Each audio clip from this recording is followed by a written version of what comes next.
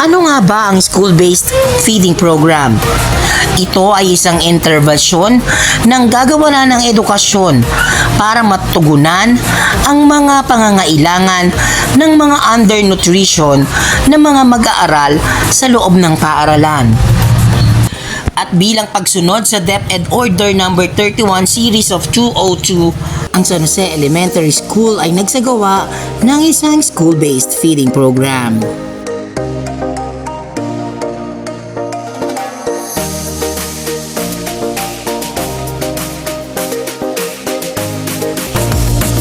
Isang malaking hamon para sa mga mag-aaral ang pagkakaroon ng isang malusog na katawan. Kaakibat nito ang isang matalas na pag-iisip na handang harapin ang mga araw-araw na gawain sa paaralan. Kung kaya't, ang paaralang elementarya ng San Jose ay nagsagawa ng isang school-based feeding program na naglalayo na matustusan at matugunan ang pangangailangan ng mga mag-aaral pagdating sa kanilang kalusugan. Ang mga mag-aaral na napiling mapabilang sa sinasabing school-based feeding program ay ang mga mag-aaral na nag-aaral din sa San Jose Elementary School na kung saan sila ay napasama sa mga wasted at severely wasted.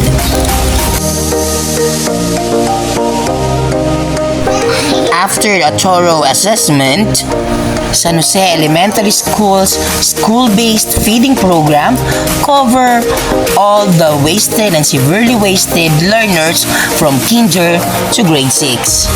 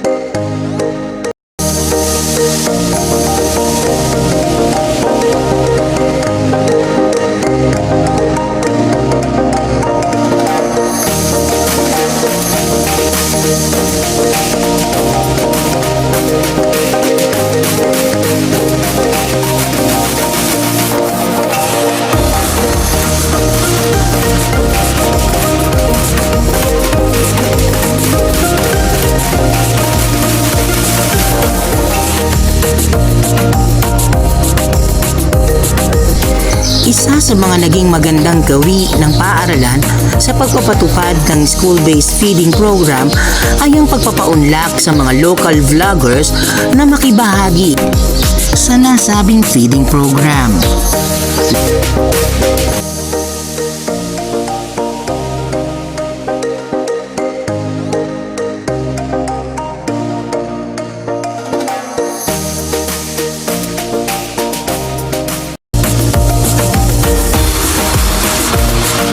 Ang pagsasagawa ng school-based feeding program ay hindi lamang isang hamon para sa mga magulang at mga guro.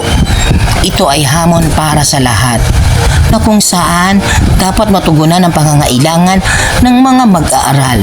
Kung kaya't sinigurado ng mga bawat miyembro ng paaralan, ng mga magulang, kasama ang punong guro at mga coordinators ang pagpapatupad ng school-based feeding program.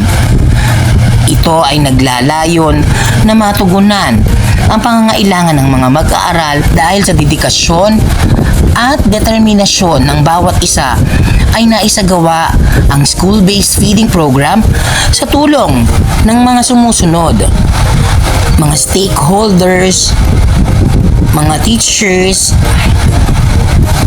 at pati na rin ang community.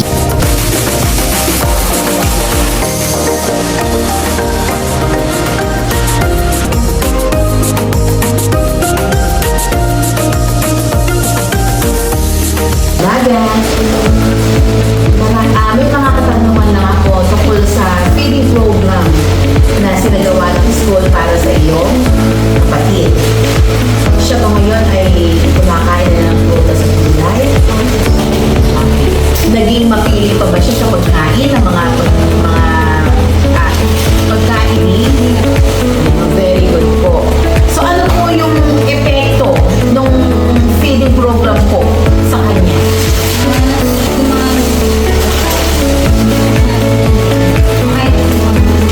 Nakatulong ba itong feeding program sa kanya? Okay, so hindi na siya nanginginig. Ito po naman sa weight niya. Mas umalo po siya. Sumimbang. Very good. Thank you. Magandang hapon po. Ako po si Jamie, bagong Bell Pillars. Ako po ay nagpapasalamat at nangangako na kakain ng healthy food tulad po ng gulay. Boss Nash Mato Elteta, grade 1 Bell Pillars. Gusto ko pong magpasalamat kay Ma'am Sheila sa pagpili sa akin sa feeding program. Napangako ko po na palagi akong kakain ng masustansyang pagkain pa. Isang araw po, ako po ay nagpapasalamat sa feeding program at naging malusog at hindi sakitin at hindi maselan sa pagkain. Thank you po sa inyong lahat. Bye-bye po. Love you. Ilan po ang program ko sa akin na dahil po mas lumakas po ako ng kumain at naging matibay ang aking katawan. Mag-thank you sa mga teacher po na nag-aasikaso ng feeding program. Nakatulong po yung feeding kay Nash kasi po dati medyo pihikan po siya sa pagkain. Simula po nung nasali siya sa program, kumakain na po siya ng mga gulay na hindi niya kinakain dati. Araw po, ako po si Melody Gunaya, nanay ni Dean Castiel Amparado, nakasali sa feeding program ng paaralang elementarya ng San Jose. Ako po ay nagpapasalamat sa feeding program dahil malaki ang naging improve ng aking anak sapagkat hindi na rin po siya naging maselan sa pagkain. Buhay, ako po yung nanay ni Jewel Calderon sa Baitang 2. So kasama po yung aking anak sa feeding program ng ating paaralan. So malaki po yung naitulong ng programang ito, no? Kasi po natuto po siyang kumain ng mga gulay, mga isda. So malaki po yung nadagdag na timbang sa kanyang pangangatawan. Magandang hapon po. Nagpapasalamat po kami sa feeding program po, lalong-lalo na po sa mga teacher. Simula po nung na-feeding program po si Athena Rose, malaki po yung pinagbago ng katawan niya. Ay ni Rey Calderon na nasa Baitang 1. Kasama po siya sa pa-feeding program. Ang naitulong po sa aking anak ay natuto siyang kumain ng gulay at nadagdagan ang kanyang timbang. Unang-una po, nais ko pong magpasalamat sa bawat isa sa inyo sa pagtanggap at pagpili sa aking anak na maging bahagi ng programa ng feeding sa ating paaralan.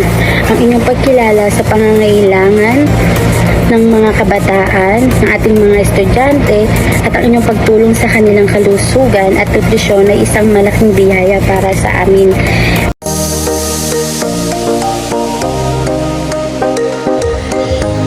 Good morning everyone. I'm Sheila Marie Escoidan, Teacher 3 at San Jose Elementary School. I'm 35 years old, 10 years in service in DepEd, and 8 years of service as School Nutrition Coordinator. At first, there are so many doubts in my mind, seeing the number of undernutrition children makes me decide not to continue until I realize that I am a teacher and it is my responsibility to ensure that my learners are healthy and in good condition. We conducted the assessment by finding their body mass index or by getting their height and weight.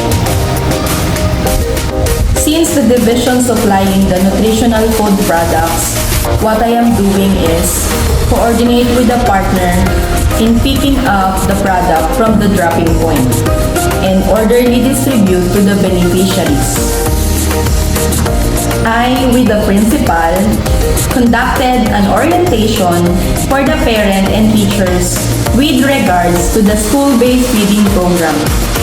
I always submit report on time and see to it that this is updated and well accomplished.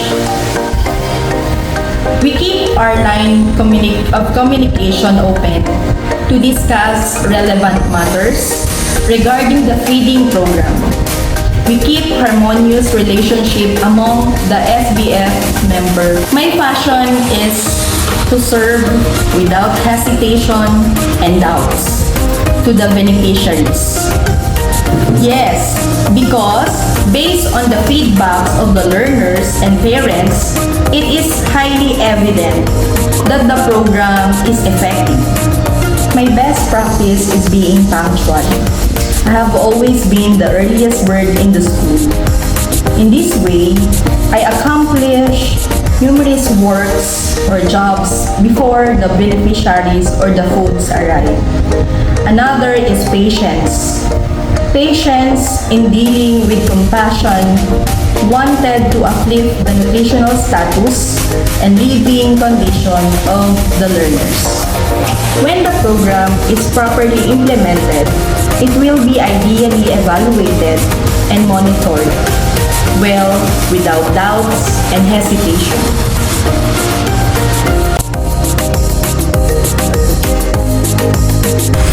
Naging malaking tulong din sa implementasyon ng school-based feeding program ang enhanced gulayan sa paaralan sa pamamagitan ng mga naaning kalamansi ng ating mga kapwa guro ay nagkakaroon ng supplemental juice na naibibigay sa ating mga beneficiaries. Dahil dito ay nasisigurado nating nutritious at healthy ang mga inumin na naibibigay sa ating mga mag-aaral.